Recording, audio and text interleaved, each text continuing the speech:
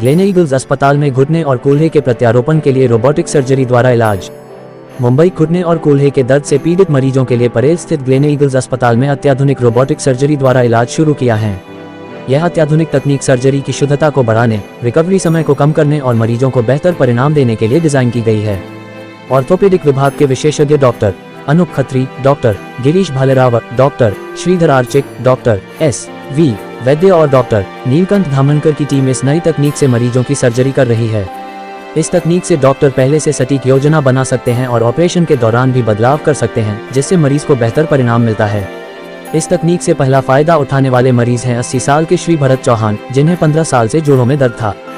27 मई 2025 को उनका रोबोटिक घुटने का ऑपरेशन हुआ।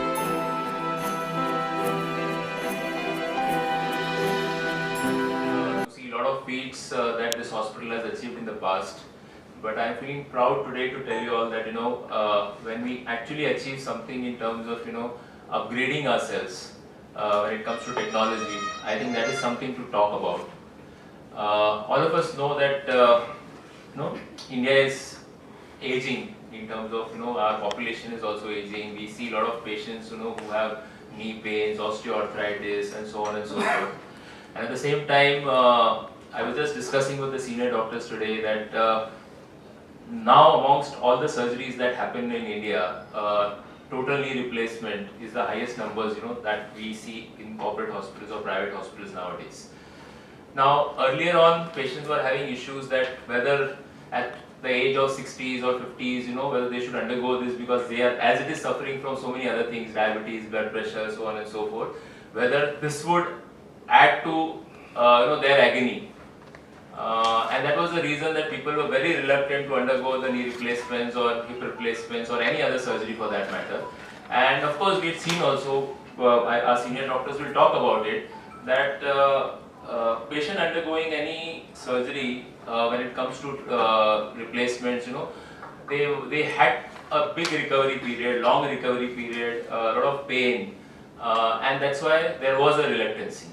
In fact, it was so difficult for them to kind of get operated, two knees operated at the same time. One knee had to be operated, then there was a wait time, then again the second one, and of course a whole lot of time for rehabilitation, physiotherapy and all. But with this advent of robotic system now, a lot of things are going to change. They have already started changing. I mean, this is a new era, I can say, a paradigm shift which is happening when it comes to knee replacement. The outliers, in statistics there is one word called outliers. Outliers are brought in from not so good result to excellent result. So here we are. The precision part and robotics cannot be overemphasized in this point of time in life after what we heard about what happened to one of the most modern aircraft. Precision brings down the human error element, and that's why we are all, me and my very capable colleagues here, are out to prove to this part of Mumbai at least that we have an excellent machine, we are expecting excellent result and a patient flow after that. Last but not the least, I think it is wrong to say that when we were not having robot, the surgery was no good. We have a decent result in 20 years in total knee replacement. What is important is from 94%, I am sure it will be pushed to 96 or 98% success rate when you have robot in your armamentarium. So with that, I hand out the mic to my friend, colleague, Dr. Neel Dhamnaskar. Neel? Hi, I am Dr. Neelkanta Dhamnaskar. I am working in clinicals with as an arthroplasty surgeon. It's a joint replacement surgeon. Just to give you a brief history about the arthroplasty. Knee replacement, joint replacement is one of the most successful surgery in our field. To understand the importance, what do you mean by joint replacement? It contributes to world 0.65% of world GDP. So you can understand the importance of this surgery. Now this surgery, though it is successful, why we are, now last 25 years we are doing this knee replacement and hip replacement. Why there is a need of robot? Now robot is, people say that's a robotic knee replacement or robotic hip replacement. It is not robotic knee replacement. It's a robotic assisted knee replacement. It is done by the surgeon. It is sometimes people come to us with the idea that robo is going to do the surgery. So we have to explain to them, no, we are going to do the surgery.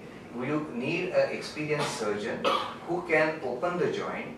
Then with the help of the robo, how robo helps us? Robo does a basically planning of the surgery a day prior. So when we enter the OP, we are aware what type of knee prosthesis, what is the size of the knee prosthesis we are going to use, and what are the problems we are going to face. And those problems the surgeon is going to tackle. So the first thing is the planning is given by the robo. Second is the precision, as Dr. Shavle said. Why precision is important? When we are, since we are with the 3D CT, first the 3D CT is done. With the 3D CT, when we decide this size is needed, so this is a precise size, and what is the flexion gap, extension gap in the knee replacement. So that is done by this robo. And third, while doing the surgery, how the robo helps us? So robo has got it assists us while cutting the bone. Okay, so the bone cuts are done accurately so that those prostheses are fixed exactly in the position which we have planned before the surgery. So this basically we are going to execute that plan by doing the robotic surgery. So these are the three basic benefits we get with the robotic. Initially also the success rate, as Dr. Vaidya said, that around 94% people used to live till around 15 years of survival for that process. We are aiming that because of this precision and accurate placement, we should hope that it should go up to 98. Means what? The 98% processes at least should last for next 15 to 20 years. So that is the aim with the using the robo, and I am sure as in last 25 years we did the knee replacement, next couple of years we will definitely improve the results. Thank you. You know, I'm a mid-age which has come, which you're very enthusiastic about to use now. How do you feel about it? Yeah, thank you, sir. Good afternoon, everyone, and thank you for coming here on such a busy day. So most of the points I have really properly put forward by my senior surgeons, but I'll try to simplify them for you all. So अगर कोई patient knee replacement के लिए आता है, वो आता है कि नी पेन है, नी डिफॉर्मिटी है, पैर टेढ़ा है और वो सीधा होना चाहिए, और हमारा एम रहता है कि उसको अगर वो चल नहीं रहा है पेन के कारण, तो पेनलेस विदाउट पेन चलना फिरना शुरू करे और उसका जो डिफॉर्मिटी या फिर टेढ़ा बने वो भी सीधा हो जाए. तो this are two main aims, and the third is, as sir rightly pointed out, कि सर्जरी के बाद में ये नी रिप्लेसमेंट जो हुआ है वो कितने साल तक चलेगा, ये भी पेशेंट का एक थर्ड क्वेश्चन रहता है. So to solve all this three questions, इतने सालों से जो भी है रिसर्च उसी के ऊपर चल रहा है, साइंस जो है उसी की तरफ जा रहा है. तो robotics is a new tool in it, और it helps in trying to solve all this questions as well. So एक के बाद एक हम देखेंगे कि अगर पैर टेढ़ा है, अलाइनमेंट प्रॉपर नहीं है पैर का, तो हम सर्जरी के पहले अब तक क्या करते थे कि रोबोटिक जब नहीं था एक्सरेज करते थे सर्जरी के पहले, और सर्जरी के बाद में एक एक्सरे करते थे. सर्जरी के दौरान हमारे पास क्या टूल्स रहते थे जिससे हम वो अलाइनमेंट सीधा करें? कुछ भी नहीं. तो उसके दौरान हमारे पास क्या रहता था कि सिर्फ वो रॉड्स रहते थे जिससे हम अलाइनमेंट देखते थे, रॉड लगा के कि हाँ ये पैर सीधा लग रहा है अभी, तो ठीक है ये ऐसे ही रखो, नहीं ये पैर अभी भी टेढ़ा लग रहा है तो उसको और कट लो या फिर रिलीज करो और उसको सीधा करो. तो ये ऐसे छोटे छोटे टूल्स सर्जरी के दौरान हम लोग यूज कर सकते हैं विदाउट रोबोटिक. और वही रोबोटिक आने के बाद क्या है कि हम पहले एक सीटी स्कैन करते हैं पेशेंट का, वो सीटी स्कैन रोबोट को सॉफ्टवेयर को फीड किया जाता है. वही सीटी स्कैन के दौरान हम सर्जरी के दौरान हमें वो 3D पिक्चर देता है पूरा, और वो 3D देने के कारण क्या है कि हम लोग जो भी एडजस्टमेंट्स कर रहे हैं सर्जरी के दौरान, हमको लाइव सर्जरी के दौरान दिखता है कि ये ठीक है, हम अगर इतना कट लेंगे बोन कट तो फिर वो पैर कितना सीधा होगा या फिर कितना टेढ़ा रहेगा और करना चाहिए. तो वो हमें सर्जरी के दौरान गाइड करता है, और सिर्फ गाइड ही नहीं करता है, वो हमें वो प्लान रीच करने के लिए भी हेल्प करता है. तो सर्जरी के एंड तक हम प्रॉपर जो प्लान कर रहे हैं पहले वो प्रॉपर पहुंच रहे कि नहीं, वो भी हमें हेल्प करता है. कितने भी मतलब सीनियर हो या फिर कितने भी सर्जरीज किए हो, हर बार सर्जरी के बाद में पहले लगता था कि हमने जो प्लान किया था उससे थोड़ा सा 1 mm या 1 डिग्री थोड़ा अलग हो गया है सर्जरी के बाद. पर रोबोट आने से वो चांसेस कम हो जाएंगे, जैसे सर ने बोला वो आउटलायर्स कम हो जाएंगे. तो जो बहुत कम चीजें, मतलब नी रिप्लेसमेंट के बाद में अभी वर्ल्ड ओवर डेटा के हिसाब से अराउंड 15-20% पीपल अनहैप्पी है. तो वो क्यों है? तो वो ये आउटलायर्स रहते हैं, जैसे सर बोल रहे थे कि 1 या 2 डिग्रीज थोड़ा सा प्लान से अलग हो गया तो फिर वो बाद में भी थोड़ा पेन हो रहा है, ये हो रहा है, ऐसे करेंगे, तो वो कम करने के लिए ये रोबोटिक सर्जरीज हमें हेल्प करेंगे।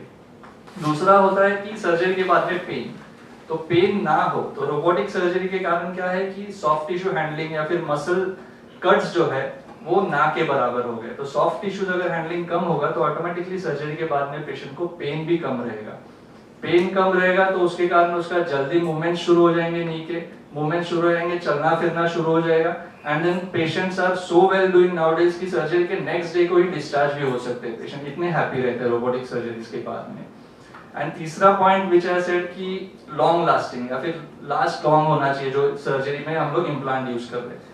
तो बहुत सारे रीजंस है, उसमें से एक अलाइनमेंट है, जैसे मैंने बोला अगर घुटना टेढ़ा ही डाला होगा तो फिर वो जल्दी खराब होने के भी चांसेस है, तो फिर वो रोबोटिक के कारण हम जो प्लान कर रहे हैं वहां तक पहुंचने में हेल्प करेगा, तो ऑटोमेटिकली अलाइनमेंट सही रहेगा और फिर वो लॉन्ग लास्ट करेगा।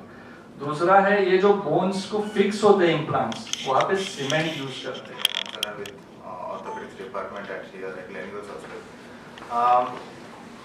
जैसा सबने आपको बताया है कि आर्थराइटिस का इंट्रोडक्शन हो गया है, रोबोटिक टेक्नोलॉजी का इंट्रोडक्शन हो गया, तो डेफिनेटली रोबोट क्या कर रहा है, क्या क्यों आया रोबोट? रोबोट आने का गरज 30 सालों से हो रहा है अपने देश में, सर्जरी अपने देश वर्ल्ड ओवर। तो what does this technology makes you change is that the precision, the pre operative planning.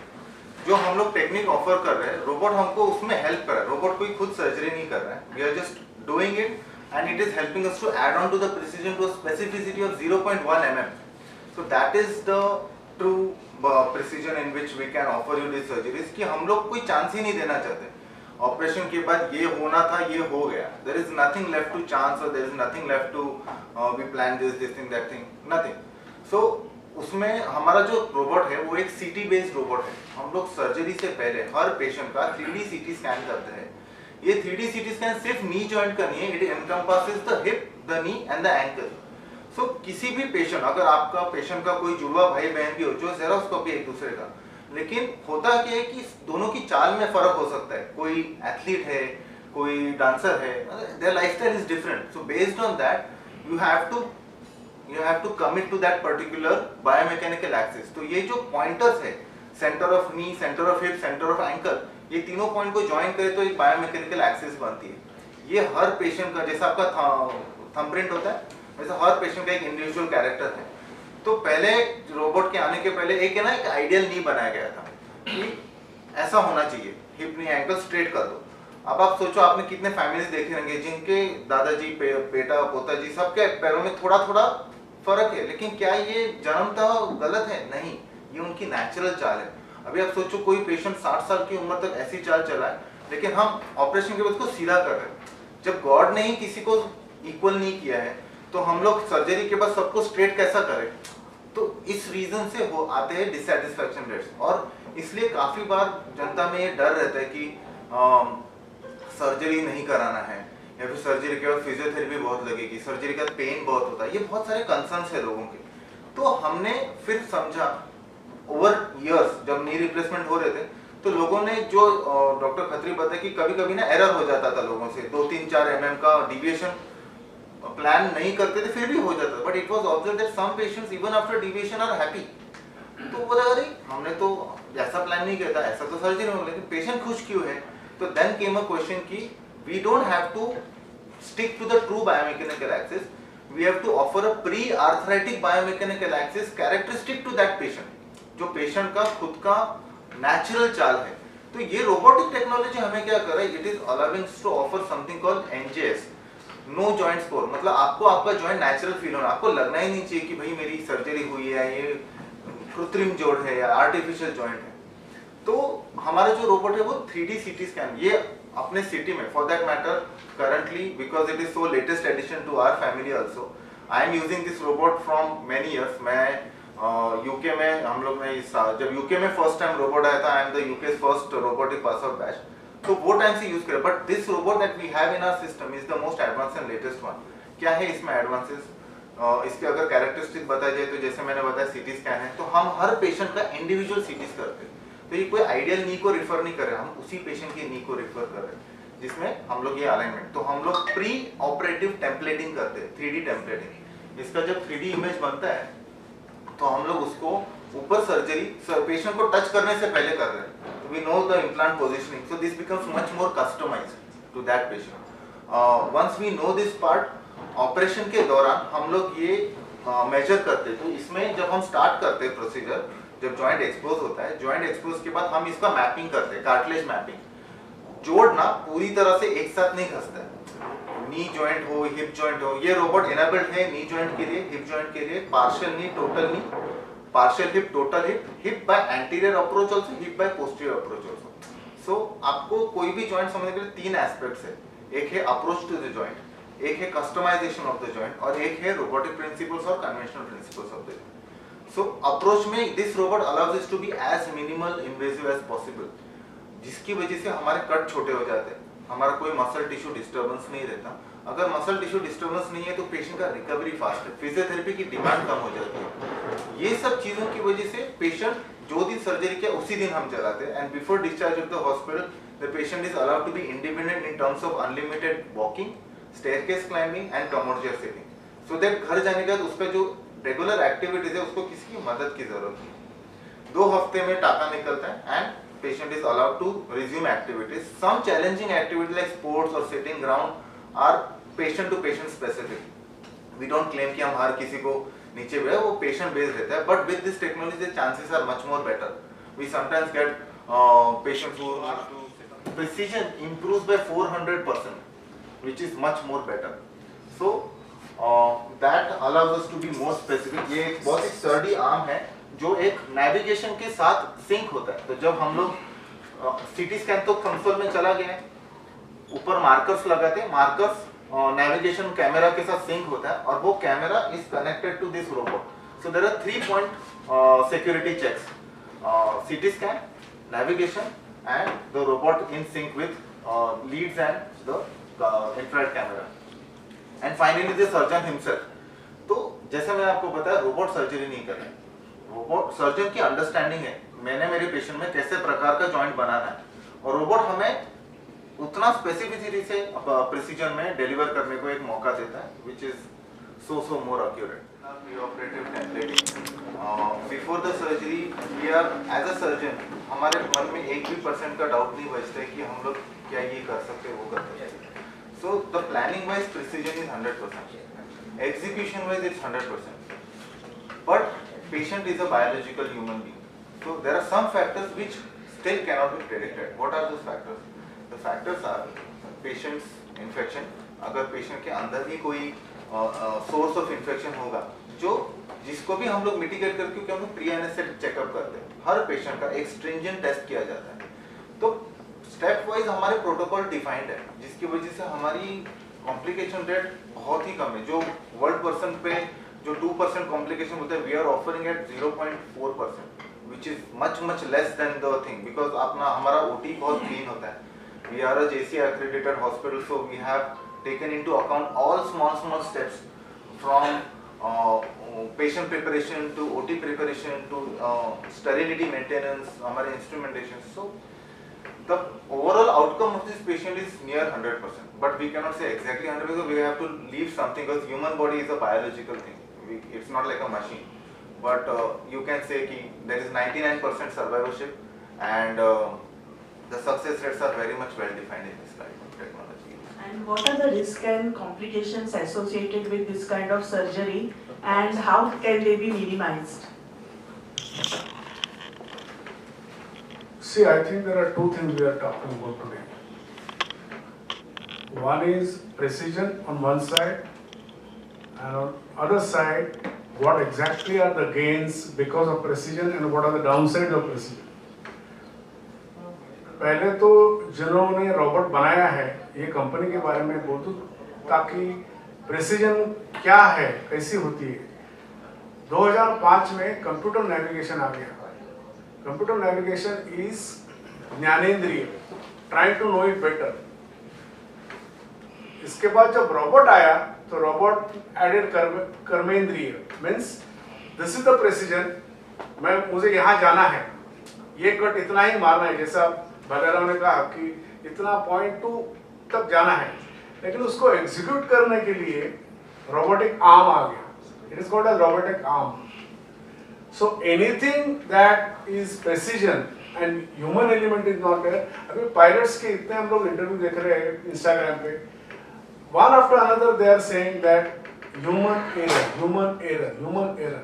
You take human error out of everything and you definitely have better checklist, better buzzer alarms. आप ये सब लोग सुन रहे हैं, अभी ये सब aircraft के 171 का हम लोग सुन रहे हैं. That is what is robotic surgery all about in general. Now it is there in prostate, it is there in liver, it is there in heart, and orthopedic there is something called the robotic journal. इसमें 7 years report orthopaedic के आ गई. सो ये दुनिया के साथ हमें चलने के लिए with leadership in position we are going to 100% have better result. लेकिन कॉम्प्लिकेशन कई रोबोट की वजह से नहीं होती है. कॉम्प्लिकेशन है. जैसे पहले उन्होंने बताया कि भाई इनका फना ब्लड का टेस्ट करना है, इन्फेक्शन के लिए करना है. ये जो प्रेसिजन आर्म है चेकलिस्ट को बहुत मुलायम बना देता है.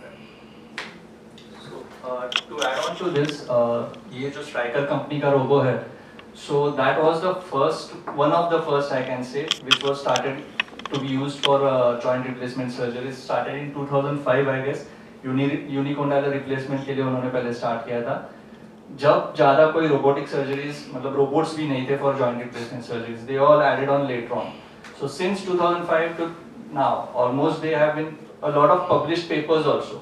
So मेडिकल इसमें भी बहुत सारे उनके पब्लिश पेपर्स हैं जिनमें कि रिजल्ट्स अच्छे हैं, कॉम्प्लिकेशंस कम होते जा रहे हैं. So that is all shown. So over last 15-20 years they have been upgrading themself. तो अभी का जो रोबो है that is the latest, and in that it has one more additional thing कि जैसे कि कॉम्प्लिकेशंस के बारे में बात हुई, तो रोबोट अलग अलग है जॉइंट रिप्लेसमेंट के लिए. सो कुछ रोबोज ऐसे हैं जिसमें you don't have a control on the robo कि वो कहाँ तक बोन कट कर रहा है. तो गलती से भी वो बोन के पीछे चला गया, जैसे कि बोन के पीछे हमारे मेन नर्व्स और वेसल्स रहते हैं जो पैर को सप्लाई करते हैं. अगर वो वहां पे चला गया, और हुए हैं ये रिजल्ट्स, वो रोबोट से ब्लड वेसल इंजर हो गया और फिर पैर पूरा खराब हो गया. सो ये रिजल्ट्स भी कॉम्प्लिकेशंस हो चुके हैं. But in this robo they have something known as haptic feedback. So वो एक बाउंड्री बना देता है. सो वो बाउंड्री के बाहर अगर सर्जन भी चाहे वो पुश करना सॉ को, वो पुश नहीं कर सकता कितना भी ताकत लगाए. So it holds it there, उसके पीछे वो जाने ही नहीं देगा. तो उस हिसाब से सेफ्टी मेजर्स बहुत सारे इसमें लिए गए हैं. What type of implant is used and how long can it last? Well, this implant from Stryker company has been in use for 22 years, and one of the designer happens to be our colleague. He is called here for conferences and so many things. So this design is very popular. It is 34 percentile market share in United States, and it's a very good implant. Triathlon करके बोलते हैं इसको. इसका single radius, सब technical बातें हैं. अच्छा, ये स्ट्राइकर कंपनी का जो चेयरमैन है वो इंडियन है. Doctor mister Lobo. He is from originally from Goa. He has a house in Goa. और अपने लिए गर्व की बात है कि भाई इतने टॉप के कंपनी के जो चेयरमैन है वो अपने इंडियन है. How long does it last? Thank How long you. does it last? The surgery, the implant longevity as we talk today is 33 years. जो जहाँ कोई बड़ी चौड़ी लंबी चौड़ी टेक्नोलॉजी नहीं थी, उन कोहॉर्ट में से जो पेशेंट है इसमें 33 years report has come from Insall Scott के इंस्टीट्यूट न्यूयॉर्क. सो ये टॉप ऑफ द लाइन है, इसमें कोई संदेह नहीं है. जैसे मुझे लगता है अनूप ने कहा कि ये सर्जरी ज़्यादा से ज़्यादा percentile of total surgeries done in hospital robotic का नंबर 1 है आज की तारीख में. कि हमें रोबोटिक असिस्टेड नी रिप्लेसमेंट करनी, तो कभी कभी पेशेंट को डर रहता है कि रोबो करेगा तो आप क्या करोगे.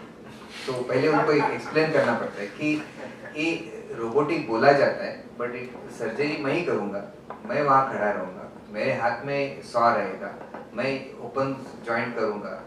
तो ये उनको पहले बताना पड़ता है. कभी कभी हम लोग उनको वीडियो दिखाते हैं और यूट्यूब पे भी वीडियो अवेलेबल है, तो उनको बताते हैं कि आप वो देखिए.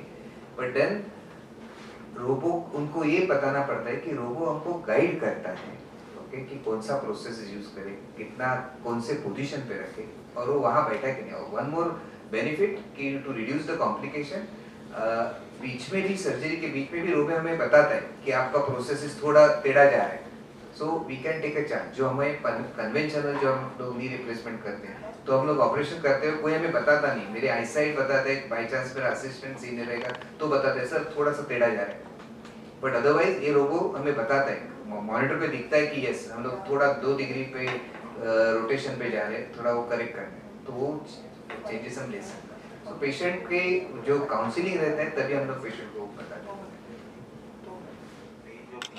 0, 15 degree, 45 degree, 90 degree, deep flexion, हर रेंज का एक ग्राफ मिलता है कि आपका टिश्यू टेंशन कहीं ऑफ जा रहा है या नहीं। तो वी हैव अ पैरामीटर जिसमें हम बैलेंस करें ताकि वो रेंज आपको स्मूथ फील हो। Robot helps us knowing that. Doctor, can the operation be conducted on both the knees simultaneously? Yes, very well, it can be।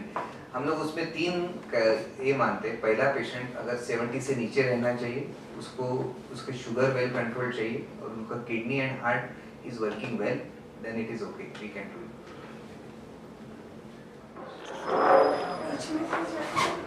Sir hold.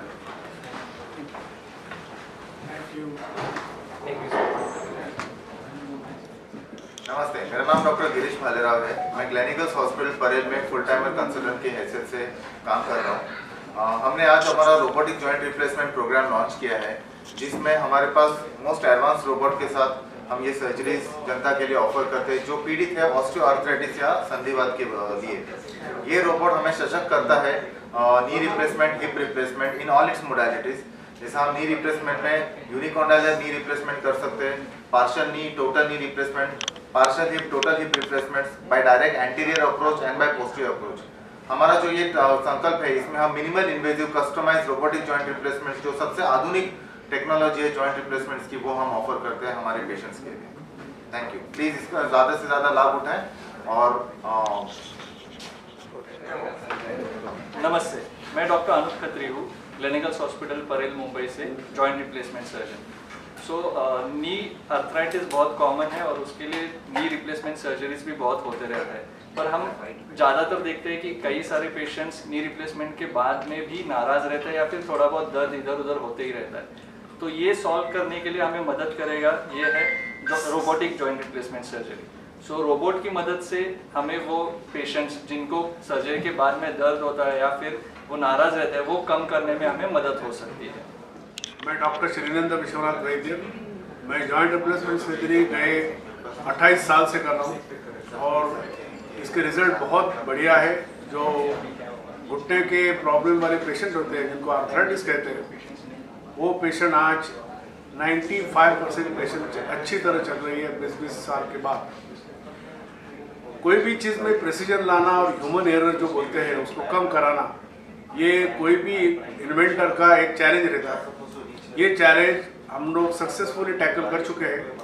Global hospital, clinical hospital जिसको कहते हैं, उसके 3रे माले पे हम लोग खड़े हैं और 4थे माले पे ऑपरेशन थिएटर है, वहाँ वो रोबोट रखा गया है और उसके 5-6 सर्जरी ऑलरेडी सक्सेसफुली हो गई और पेशेंट ऑपरेशन के तुरंत 1 घंटे बाद चल रहे हैं।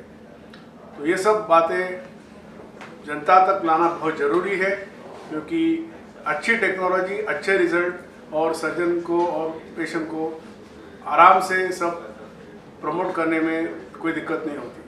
नमस्कार, मैं यहाँ ऑर्थोप्लास्टी सर्जन करके क्लिनिकल्स हॉस्पिटल में काम करता हूँ।